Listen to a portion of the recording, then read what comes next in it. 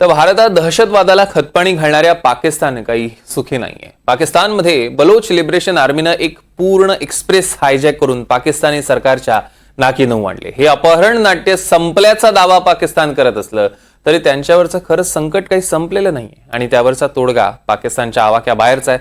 बघूया पाकिस्तानमध्ये नेमकं काय घडतंय।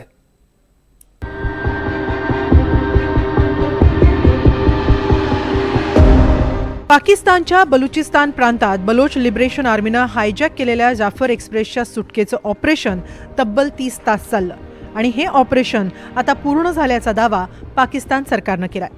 या ऑपरेशन दरम्यान 33 बंडखोरांना ठार केल्याचा दावा पाकिस्तानी सैन्याकडून करण्यात आलाय। तसंच 21 प्रवाशांचा ऑपरेशन पूर्वीच मृत्यू झाल्याची माहितीही सरकारनं दिली आहे। जाफर एक्सप्रेसला सोडवण्यासाठीचं ऑपरेशन 30 तास चाललं। सैन्यानं 33 बंडखोरांना ठार केलं। 21 प्रवासी ऑपरेशन आधीच ठार झाले होते। सैन्याचे 4 जवान शहीद झाले। प्रवाशांना मानवी सुरक्षा कवच म्हणून बंडखोरांनी वापरलं असा दावा पाकिस्तानी सरकारनं केलाय। तसंच या प्रकारासाठी पाकिस्ताननं अफगाणिस्तानला दोषी ठरवलंय। अफगाणिस्ताननं बंडखोरांना त्यांच्या भूमीचा वापर करू देऊ नये असा इशारा पाकिस्ताननं दिलाय। पाकिस्तानी गुप्तचर विभागानं दिलेल्या माहितीनुसार अफगाणिस्ताननंच या कटाला पैसा पुरवला असाही आरोप होतोय। दरम्यान या घटनेत दगावलेल्या सर्व मृत प्रवाशांचे मृतदेह त्यांच्या नातलगांकडे सोपवण्यात आले, तर मृत जवानांचे मृतदेह देखील नातेवाईकांच्या ताब्यात देण्यात आल्याची माहिती सरकारनं दिली। हम लोग जैसे ही ऑर्डर मिला है तो पूरे एम्बुलेंस के साथ 14-15 एम्बुलेंस हम लोगों ने लाया है। यहाँ पे मच में रेलवे स्टेशन पे खड़े हैं और अब तक जो है आपको पता है कि 25 डेड बॉडी रिकवर्ड हो चुका है। दरम्यान मंगळवारी पाकिस्तानच्या क्वेटाहून पेशावरकडे जाणारी 9 बोगींची जाफर एक्सप्रेस बलोच बंडखोरांनी हायजॅक केली आणि पाकिस्तानचे धाबे दणाणले। 100हून अधिक प्रवासी ओलीस ठेवल्यानं पाकिस्तान सरकार घायकुतीला आलं। मात्र 30 तास चाललेल्या ऑपरेशननंतर सर्व बंधकांची सुटका केल्याचा दावा पाकिस्ताननं केलाय। बोलांच्या डोंगराळ भागात हे ऑपरेशन चाललं कारण ट्रेन तिथंच थांबवण्यात आली होती। पाकिस्तानी सरकारच्या ताब्यात असलेले बलोच नेते, कार्यकर्ते आणि काही नागरिकांच्या बदल्यात बंधकांची सुटका केली जाईल असं अपहरणकर्त्यांनी सांगितलं। मात्र पाकिस्तानी सैन्यानं हवाई कारवाईसह संपूर्ण ट्रेनला घेराव घालून बंडखोरांचा बिमोड केला असा दावा करण्यात आलाय। तर आमच्या ताब्यात अजूनही 150हून अधिक पाकिस्तानी नागरिक आहेत असा दावा बलोच लिबरेशन आर्मीनं केलाय। अजूनही अनेक नागरिक आणि सैनिक आमच्या ताब्यात आहेत असंही BLAनं म्हटलंय।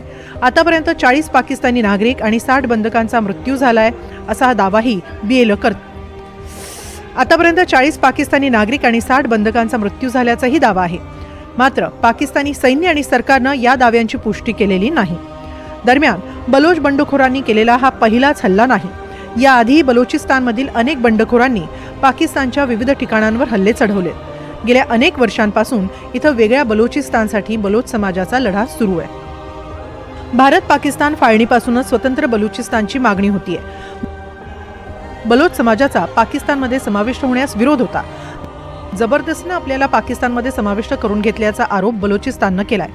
वेगवेगळ्या अनेक बलोच संघटना कार्यरत आहेत, त्यापैकी बलोच लिबरेशन आर्मी ही सर्वात मजबूत संघटना मानली जाते। 1970च्या दशकात BLAची स्थापना झाली।